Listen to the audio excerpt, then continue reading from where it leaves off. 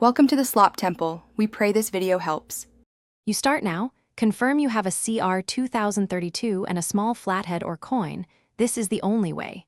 Use the seam on the remote back, insert the flathead, twist gently to pry open the two halves. Keep pressure steady so you don't snap the plastic.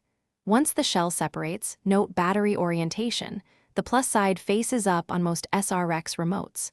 Make sure to set the removed battery aside safely and prepare the new CR 2032 for installation. Next, remove the old CR 2032 carefully. Use a plastic pick or your fingertip to lift it out so you don't bend the contact. Once out, clean the contact area lightly with a dry cloth. Corrosion or dirt will block power. Place the new CR 2032 with the plus side up, align it in the tray and press until it clicks under the retaining tab. Check the rubber keypad sits correctly over the board and make sure nothing is pinched before closing. Finish by aligning the shell halves and pressing them together evenly until all clips engage. Do not force one corner and risk cracking.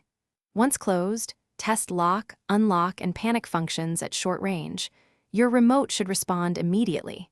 If it does not, make sure the battery is seated correctly and oriented with the plus side up, then reopen and reseat it.